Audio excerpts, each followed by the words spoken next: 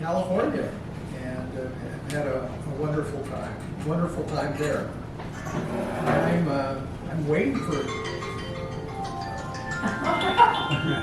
Interesting.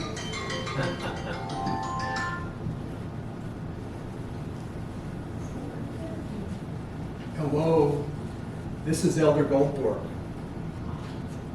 Elder Smith, are you and your companion okay? Yes, Elder Goldthorpe. Elder Smith, are the people in the other car okay? Yes, Elder Goldthorpe. Can the car be driven? Elder Goldthorpe, the car isn't going anywhere. Have the police been called?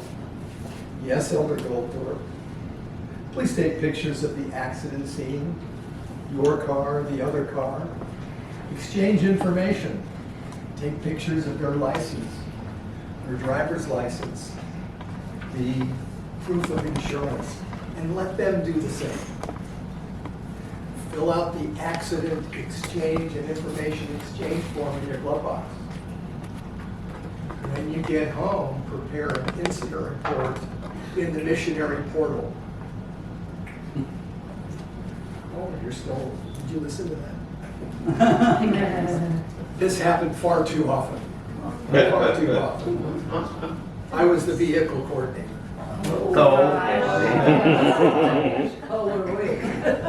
Anyway, so Bruce and I were called as senior missionaries, and he said our papers said, we did our training for these duties in the California Fresno Mission.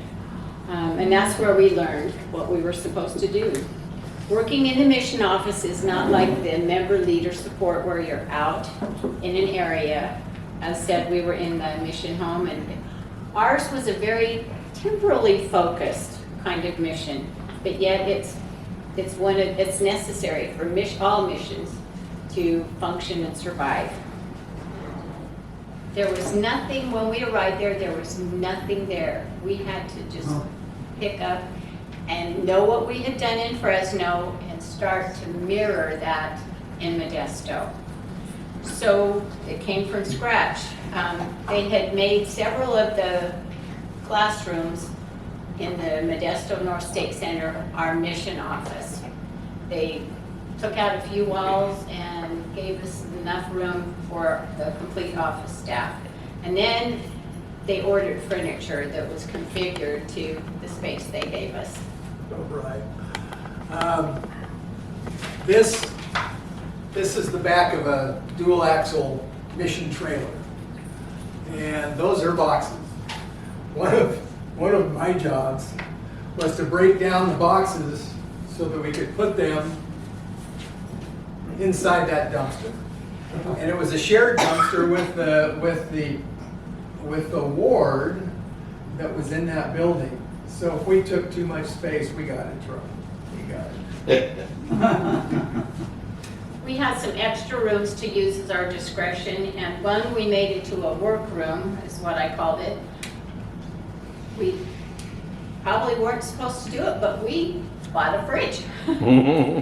And then shelving for paper goods. And when I asked our facilities manager if we could get some cabinets to have, paper goods, supplies, the staples, the paper, whatnot, he went all out.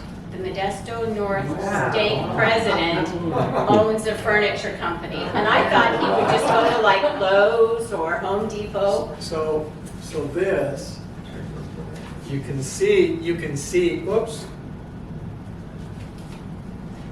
I see. Right there. So that is what President Nielsen's company made for us. And so he's the stake president. And I kind of cornered him one day and said, "You sure make beautiful furniture." And he said, "Well, if you guys ever leave, we want nice furniture in this room." So he had an incentive to do a good job. It's nicer than anything I have in my house. Okay, we also needed to figure out, because in the Modesto mission, since it's such a close geographical mission. All the missionary mail would come to the mission office. And then the zone leaders would, every 7 to 10 days, would come get the mail and disperse it out to the missionaries. So we needed a place to have mail.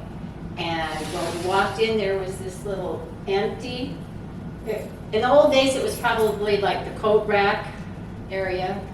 And we saw this empty space, and the mission department was going to make that a little nice picture and some chairs for people to sit on. And it was like, but we need mail space. So went back to President Nielsen through the FM guy, and he made us beautiful mail cabinets. So those are the nicest mail cabinets I know of. These were temporary. We got some nice plaques. Yes, we did get nice plaques. So, speaking of mail, when we got there, mail hadn't been ever delivered to the church.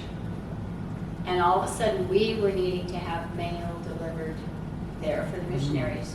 So I had to go down to the post office and prove to them that yes, we were an entity, yes, we needed to get mail now, letters, packages, whatnot, and we had to be recognized by the United States Post Office in order for them to do that.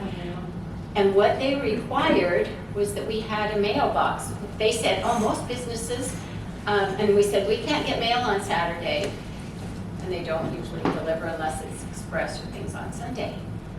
And it's like, well, we deliver on Saturday. And it's like, but nobody's going to be there. So we had to kind of work around that. But in order to meet their specifications, we had to have a mail receptacle somewhere. But our postman, once we met him, knew he was going to come into the office. So outside our doors was a little doorway into the old patio area where the big satellite used to be. So I went to Walmart, got their cheapest little mailbox. Bruce and the elder there zip tied it on and asked our mailman, does this meet your requirements? And he said yes. So there was the mailbox, so we were now official, but he'd bring the mail into the office. I've got this deluxe picture showing. Okay. So, so with the help, oh, you put that there. Okay, now the mailman, I got to know our mailman, Victor. He was so sweet and nice. Anyway, he knew no mail on Saturdays. He'd bring up Monday through Friday. But missionaries don't just get mail through the postal service. Their parents send packages, FedEx, UPS, all of those. So we had to kind of train all those delivery people what our office hours were, where to bring those packages, and no deliveries on Saturdays or Sundays. So it was interesting over time, and as the configuration of the parking lot, because where we were, they're building the temple, they closed this parking lot, open up this area, oh, we have to re-gravel this or do that. It always is changed about several times throughout the year we were there, and these poor delivery people, we had to keep making signs to say, go this way, go that way, drop the mail here. But they were very good about trying to help find us, except the 4th of July weekend. So the 4th of July was what, a Thursday, I want to say. A mother had ordered some medication for her son. It was supposed to be brought to the mission office. And we have our office, 4300 Dale Road. The construction company is 4310, but a lot of times they would put our address. So we're waiting for this package. The mom said it. They said it was sent. Have you seen it? No, no, no. I'm looking all over the building. I'm, have the moms calling the pharmacy that sent it. No package. Called the construction missionaries. Have you seen it? Did they deliver it to the visitor center trailer? No, no. Well, come Monday, because the construction company wasn't open on Friday, the holiday Thursday, Friday, Saturday, Sunday, Monday morning, they found a box in the construction office that somebody had delivered to a worker that just said, oh, here's a box, I'll set it in the office. A $7,000 supposed to be refrigerated vial of medication has sat over the weekend. So that was our biggest hoopla with our mail delivery. And we learned from that what to have families tell the pharmacies, and we talked with the construction company, and we kind of looked out for each other. If we got mail for them, we'd take it over there. They seldom got mail, or packages, but every once in a while they would get something. So that was our biggest snafu with the mail. And that construction company was the people building the temple? Building the temple. Gotcha. Swinnerton. Okay, so we weren't official in the eyes of Salt Lake until President and Sister Carter came. So the week that Bruce and I were there before the Carters arrived and we're trying to do all this computer setup and get programs, Salt Lake couldn't help us because we weren't official. I could call with a question, it's like, no, you don't have the right credentials yet. You don't have a mission president. So we had lots of bugs and things we had to try to work out on our own without their official help. It took about a couple of months once we became official to get all of the workings, what would you call it, computer workings, the whatever, Infrastructure. everything, finally up and smooth working. And during these 2 months, there was the stake clerk of the Modesto North Stake. And he saw our problems and he jumped in. He was working on the internet. He was working on phone lines. He came in to set up our phones for us. He did everything that he could because he saw we were just in a world of hurt and didn't have quite the support we needed to get it up and running. So the mission portal has a correspondence section that letters are supposed to be sent from the mission to parents, to the missionaries, to whatever. And so you think if you go into a business and you take over a position, they pretty much say, okay, here's the computer, here's all the things that you need, the files, the letters we sent, the form letters we send out. Well, when I opened up my computer, there were no files, no form letters.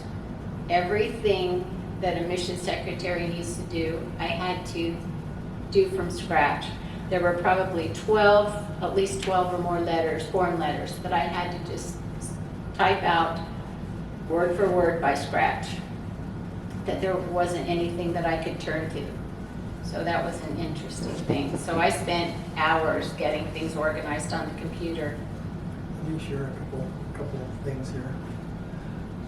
So one of my big things was preparedness. So I was cars, bicycles, and whatever else I wanted to do. And in 24 we had an election, right? There was an election. And I worry about stuff. And I don't mind spending money. I had a church credit card. so I gave all the missionaries some advice that President Carter really supported me on. You do not let your gas tank get less than half a tank. If it's half a tank, you fill it up, you top it off. And also, we need to have a flat of water, a 40-pack in every apartment. And are you going to drink it? Well, no. It's for when the sky falls, when it's an emergency, there it is. Okay, so you don't grab one and go out proselyting. This is for preparedness. So we got the elders. We made a trip to Because Costco. I wasn't about to do this myself. Yeah. Anyway, they filled up the trailer, and after a couple of zone conferences, we had the water spread out. 1 to 2 days before the election, with permission from President Carter, I said, now, half a tank isn't good enough. Even if you just filled up yesterday, I want you to go back to the gas station and top it off. So the morning of Tuesday or Tuesday evening or Wednesday morning, if necessary, President Carter can send you wherever he wants to send you. And nobody's going to be on the side of the road. So anyway, those are some fun things that I did. And these missionaries just had a ball filling these things up. Of course, their reward was dinner at Costco. Oh, there you go. That's cheap. Speaking of preparedness, though, is our mission didn't have an emergency plan. I mean, we knew what plans were from the parent mission, but that was another thing that I had to put together and then review with President Carter, and then we got it officially printed out to each companionship of missionaries. But it was like, just things like that you don't think of, that it's like we had to just begin from the beginning. You're in charge, Clyde? Okay. So Robin talked about a space that had the satellite dish, the big monster satellite dishes of the past. Mm-hmm. So there was an empty space, so we decided to take it over and use it. So this area back here was where we had that mailbox. Remember, we had zip tied the mailbox. That's over there. So you come into this space, and there's a big area here that we just had nothing. There were lots of nuts and bolts laying around because nobody used this space for anything. So we had an idea. What shall we do? We decided to build a carport. A carport that would allow us to protect anything we decide to put in this space. And these missionaries, these elders, built those sheds for me inside that space. And we built, you'll notice these walls, the walls were 8 feet tall. So with the advice of the bishop of the ward whose building this was, by the way, this was a stake center. 1 unit stake center. Used to have four units. Well, there was a mass migration out of California. Only 1 unit left. But anyway, he said, you know, if you don't make this thing higher than the wall, nobody will know that you're storing things in that area. So your bicycles, your beds, your dressers, your whatever will be safe. So anyway, that was one of my pride and joys. The next thing is a big tree. Okay, well, we worked long hours those first few months. I mean, at least 10, sometimes 12 hours getting all the work done. But then Saturdays were our preparation days. And we tried to get away from the usual cleaning and laundry and grocery shopping. And every once in a while we could find a time that we could go visit. So we visited the Sequoia National Park and the Kings Canyon National Park. We went to the Calaveras Big Tree State Park and a Shaver Lake. We had no temple till the Modesto Temple's built in our mission. So we could go to an hour and a half south to Fresno, an hour and a half north to Sacramento, or an hour and a half west to Oakland. So of course at Christmas we went to see the Christmas lights in Oakland. I still like Mesas. I was like, oh, this is beautiful, but I miss Mesa. I got my endowment in that temple.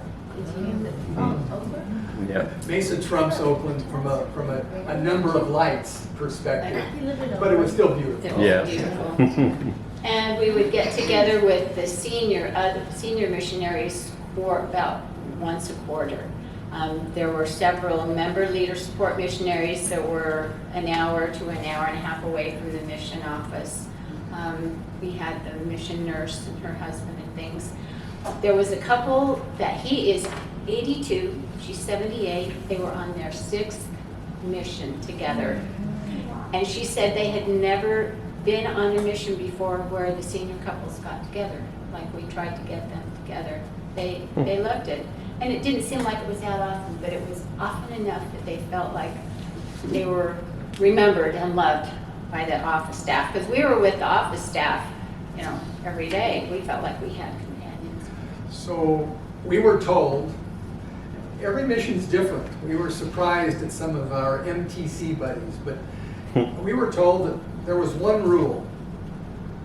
And the rule was, we are to stay together, as in Married. As in stay together. No. Stay married. I stopped wearing my ring after I almost ripped my finger off long ago. So anyway, stay together. That was our rule. And so we had lots of fun. And I took my golf clubs on my mission.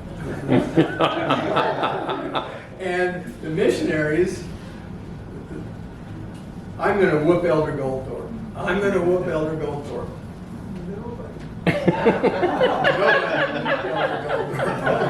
But I was able to have two P days. One was our P day, and the other was the missionaries' P day, because I would meet them all over the place to golf. We lived our life in a 6 weeks cadence, and I think that's been one of the interesting adjustments to come back home, because we just knew we lived week 1. You know, that's when we would get all the new missionaries in.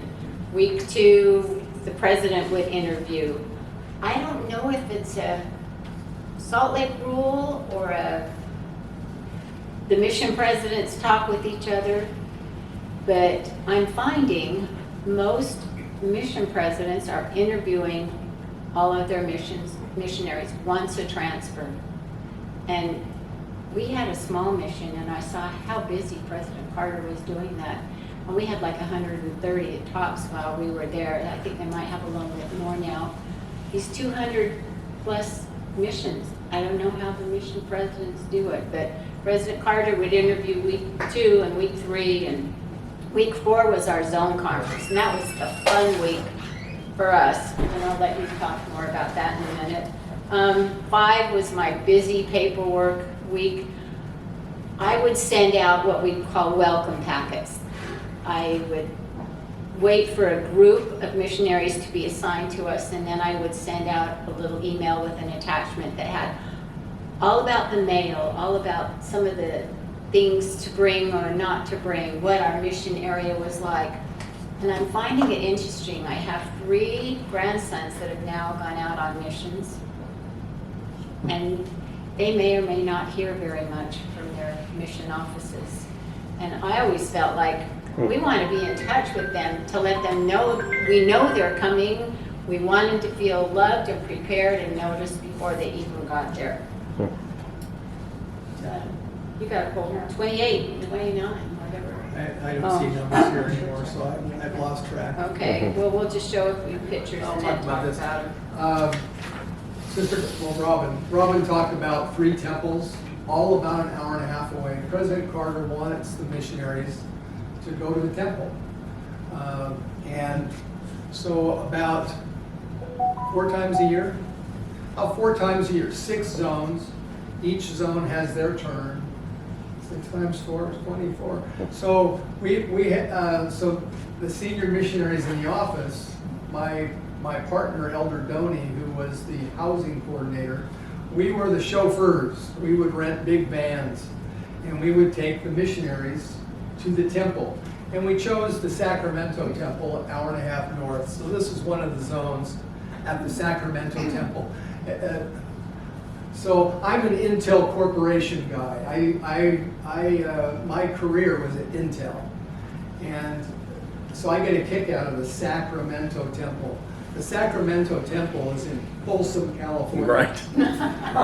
Johnny Cash sang about Folsom. And maybe that's why they call it the Sacramento Temple, because, you know, it's a stone's throw to the prison from the other side.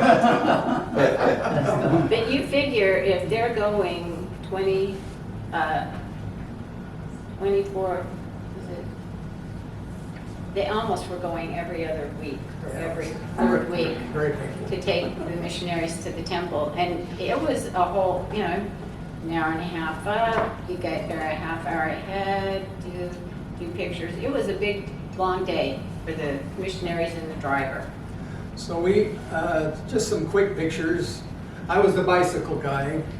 This is Goldthorpe at a zone conference, doing bicycle stuff, helping sisters with their bike racks on their car, how to get it on. Oh, I had a credit card, right? So I had fun buying impact wrenches and helping elders that had tire problems. That's a Toyota Tacoma. And the elder's trying to get the tire off. Now, so I'm not sure where we are here, but. Well, it's just how the elders would help us out. We got the elders to do, like, he talked about building the cabinets in the courtyard. Anytime there was something heavy or needed to be built, we'd ask the elders to help us. I never want to be a housing coordinator. But we got a chance to do apartment inspections. So we'd go into the missionaries' apartments, and one of the things we would do is observe, you know, how well. Or not well, they would clean it. Some of the apartments were awful, because they inherited awful or because they never learned how to clean. But so I'm installing a towel rack. Sister Goldthorpe, Robin is, gee whiz, Sister Goldthorpe. Robin's helping them learn how to clean. So missionaries, our experience is that missionaries can learn the gospel. Missionaries can learn how to feel the Spirit. Missionaries can learn to teach. But if they don't come out knowing how to clean and how to work, they're in serious trouble. So we would go in and spend 2 or 3 hours of their P day teaching them how to clean. Well, we didn't want to just tell them what to do, because some of them don't know what to do. So we would go in and work beside them to help them learn how to clean. Oh, yeah, there's one of the elders when I told him how to clean the tub. He's sitting on the tub, using the magic erase on things. Okay, should we talk about? Yeah, transfer day. Yeah, that's yours. Okay. I talked about a big trailer. When missionaries would go home, they would bring their luggage to go to the airport. And the president and the zone, not the zone leaders, the assistants, the APs, would go to the airport in Sacramento. They would say goodbye to the ones going home, and then would wait and then say hello to the ones that arrived. And they would use the trailer. And Elder Goldthorpe, me, and one other missionary were the only ones that knew how to drive a trailer, how to back up a trailer. and the missionary, because of boating. And that's probably how I learned as well. But before, just for this sake, I said, before I left, I got the 2 elders, my replacement, Elder Ovison and Elder Donny, the housing guy, and I said, I am conducting training tomorrow morning and the next morning, and we're going to meet at 7 o'clock. Oh, no, Elder Donny, we're meeting at 7. But they just said, Elder Donny, we're meeting at 7. Well, you know what, Elder Donny, there's going to be 2 of you, because I will not train Elder Ovison because he won't be your lackey. That's me. That's just the way I am. Oh, okay, Elder Goldthorpe. So I set up cones out in this field. 100 yards of cones, 40 feet wide, straight. And we had a GMC truck pulling the trailer. And so I got in, and they're with me, passenger in the back, and I drive straight down this thing.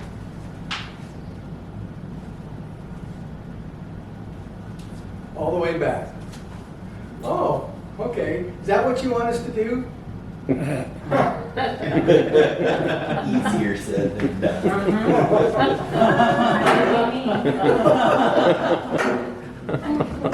If you hit any of those orange cones, that's a Mercedes in a parking lot. That is the guy's Jaguar.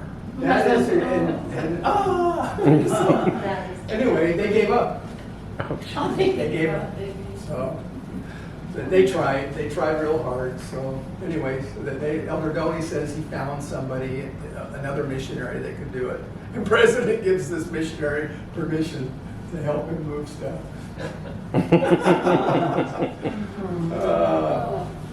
Cars? No, we're doing zone conference. Okay. So zone conference, like I said, was the most fun week. We got to meet because we attended all the zone conferences and they were close enough. They were, 45 minutes away, north or south, or where we were, to mingle with every single missionary in the mission. We loved it. We got to know all of them, interact with them. I would help Bruce do the car inspections. He had to do a lot of things, like you'd go in and they have a credit card to buy their gas. You had to make sure the credit card matched with the vehicle number that it was in the car with, and you had to look at mileage and make sure license plates were okay. Tire treads, window washer fluid, oil levels, all kinds of things that we did. But we did it together. And while we were doing this, It was my job. that was Robin's his job. helped me. I like to help. But so after we did the inspections came the fun part. Let me do one more picture. Okay, so there we are. This next picture might be a little out of order, but so we had contests, we had awards for the missionaries, and this picture was just fun. That they were one of the first arrivals. Now look at the feet. So they had spent the previous day.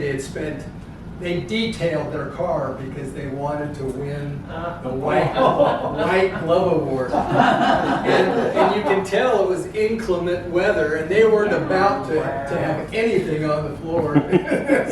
So they had these grocery bags On their feet. on their feet. Oh, okay. So I got bicycle. Hey, this is his own conference bicycle stuff. Oh, there we are, the Just- row of cars that were. You see all those one row. cars? We had 22 to 23 cars each Whoa. zone conference. So hang on. This is actually not a zone conference. This is about $350,000 worth of brand new cars for me to place. To take the new car, take the old car, send the old car.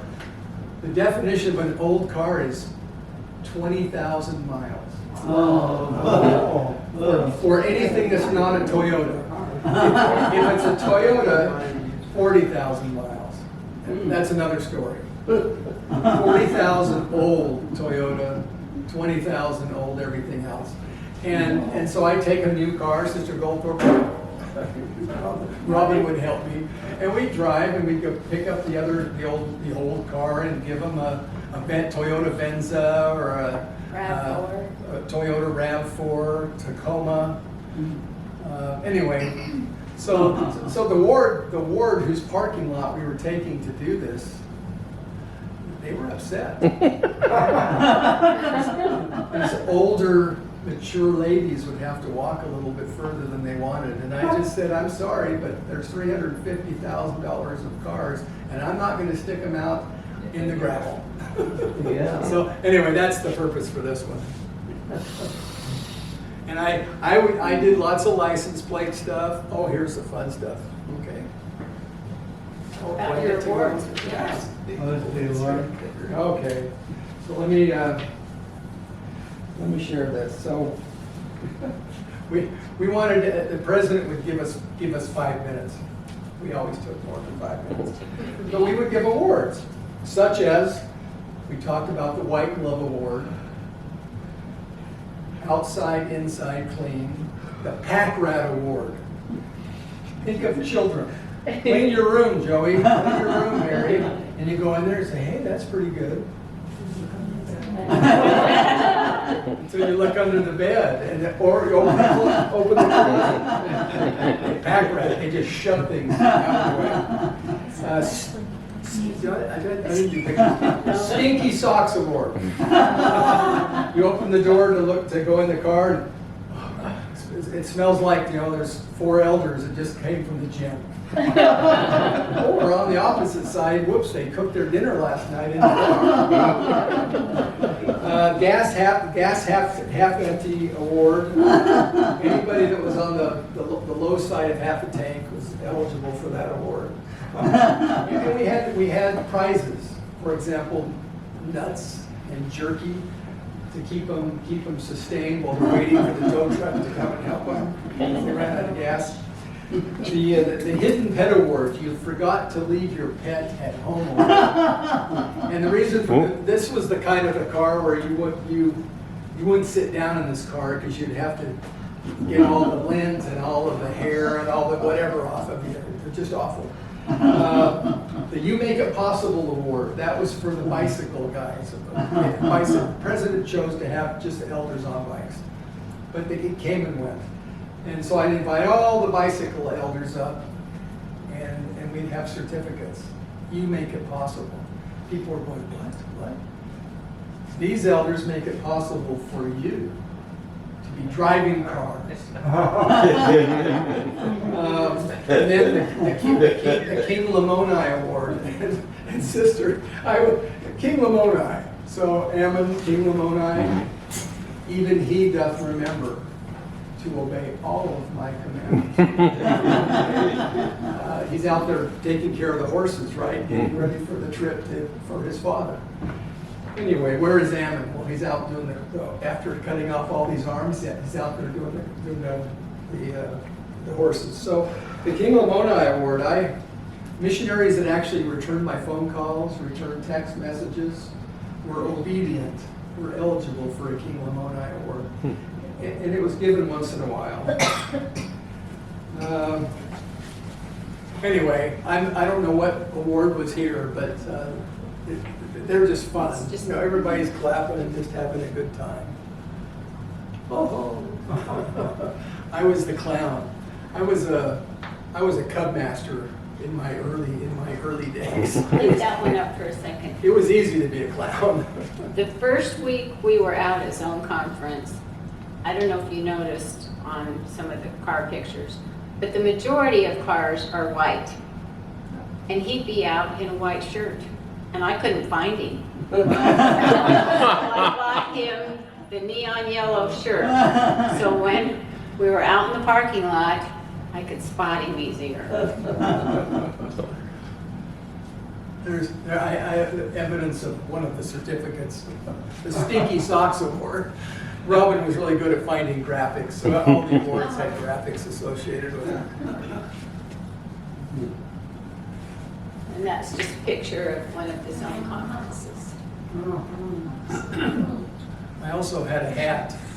You'll notice that there's not quite as much hair as there used to be. You want to get sunburned? Oh, the next one was President going, you want to talk about that one? Wow, that's a big mission. This is half. What we did is we had 2 zone conferences, the north half of the mission and the south half. So each zone conference consisted of 3 zones. Okay. I think it was Sister Carter got this picture, and it was timed just perfect. When we got there, President Sister Carter didn't want to follow some of the protocols of other missions in. They would have the relief societies help cook and provide the lunch. They'd get reimbursed, but they'd do all the work. So I did the first couple, and Little Caesars didn't cut it. And I forget what else I did. Subway did. didn't quite muster up. So they said, why don't you have it catered? And they suggested where they wanted it catered. Then at Zone Conference, this picture captures the moment I told him how much his catering cost. He was quite surprised. And right after that, we got the Mission medical doctor to come, and his wife came, and she thought she might be a member leader support. She ended up being the cook for all the Zone conferences. Yeah, the Agrams, I don't know if anybody's heard of Dr. their and names. Sister Agram. Dr. and Sister Agram, but They're her from Mesa. her business was a caterer. And it was like, anyway, she got hit. I'm gonna go past, I don't want to do that one. Okay. Okay. This is the first senior couple we met when we were in Modesto, and they are the construction missionary senior couple. The house, they are over all of the construction for the temple, and they have a big job, because when they're called when it starts right after the groundbreaking, and they are there until just the open house time. Whether that's 2 years, Wow. 3 years, 4 years, whatever it takes. And that's what all these mission construction couples do. They're called and they have like an open-ended call till it's finished. And they're to minister to the workers. And they together bake 15 plus dozen cookies every Tuesday night to give the workers cookies on Wednesday morning. And it's out of their own pocket.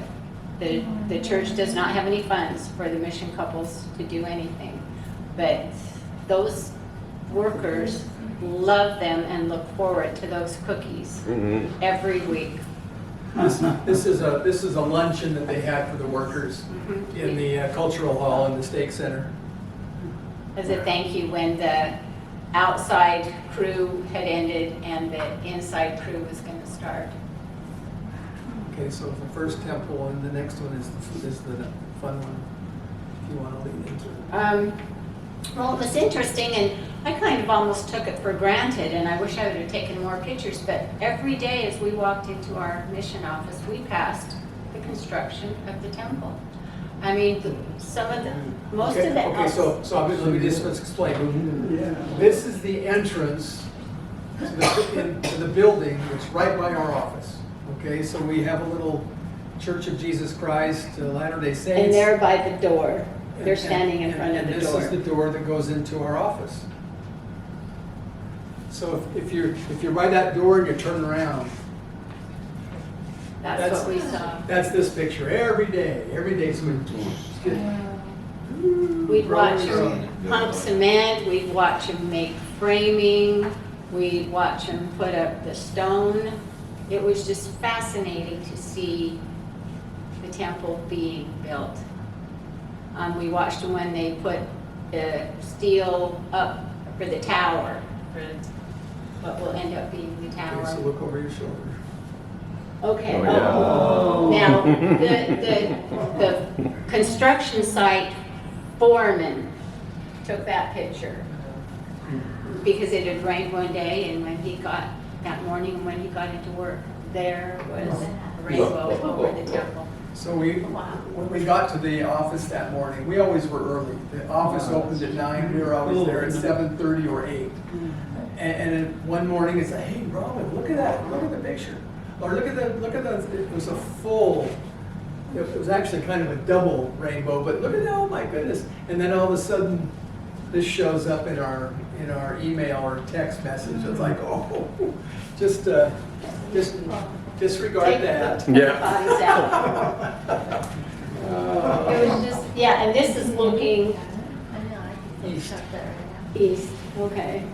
You can see the second rainbow. Yes. Kind of, But it was perfectly complete, and it just the colors were just brilliant. How many people work on the temple? Total, there's been, 250 to 300, but like I said, that outside ones, once they finished that, and some of the steel workers, then they left and others did. So I don't know how many at So one they- given time. So the visitor center, where the house are in the visitor center, and then they go out and walk the temple grounds. So they get a chance to see everything, participate in everything. One of the walls in the visitor center are pictures of all the workers.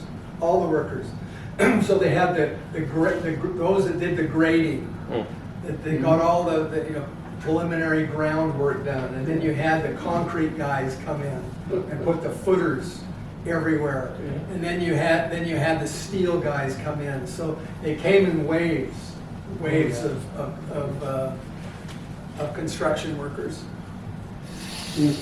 That's where they're putting the tower on.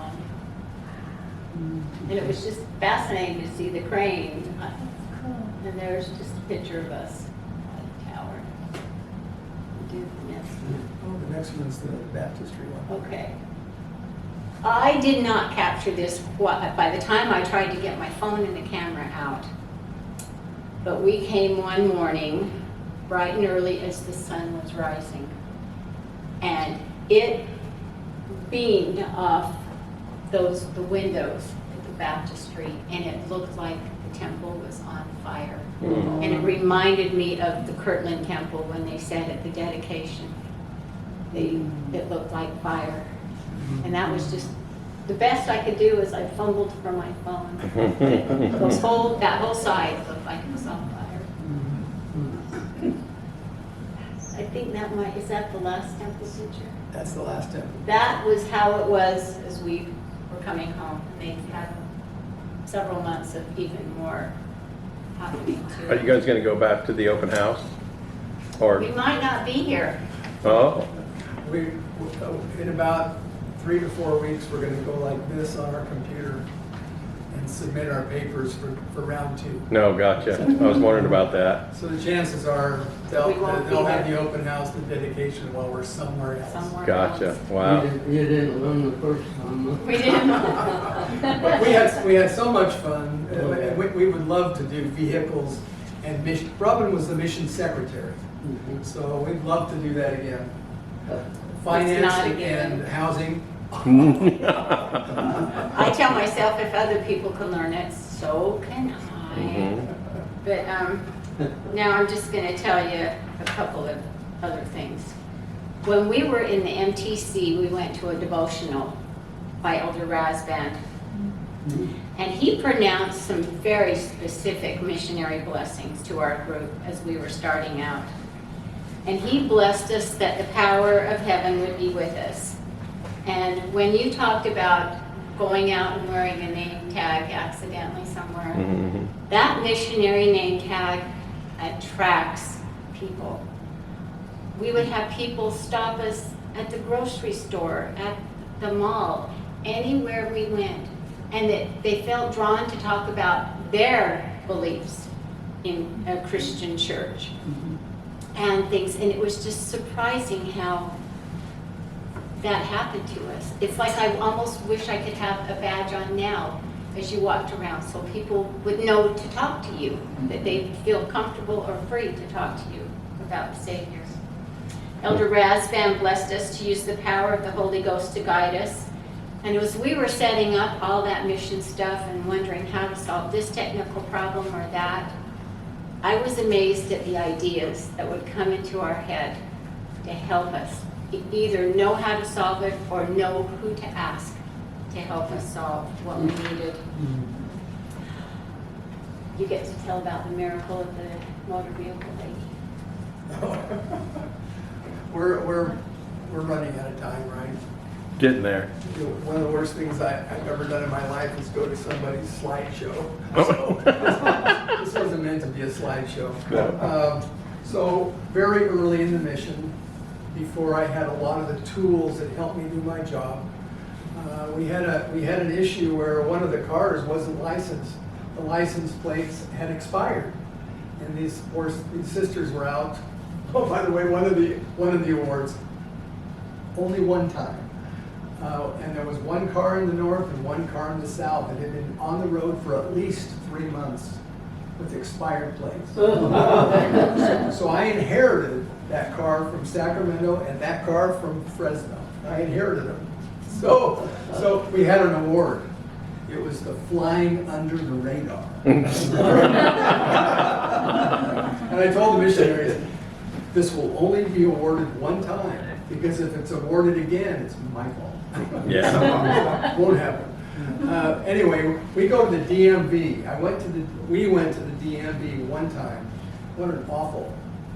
The DMV is an awful. Well, yeah. Takes forever. It takes forever. It's just awful. Anyway, we've been there for an hour or so, waiting, and the purpose is to register the car. And the woman behind the counter is, who are you? Do you own this car? No. Well, yeah. And anyway, I went like this. I went, because Salt Lake gives the vehicle coordinators a limited power of attorney to do anything with cars, to buy cars, to sell cars, to register cars, and whatever. That hadn't come yet. So she, I'm sorry, but and I went like this. This is who I am.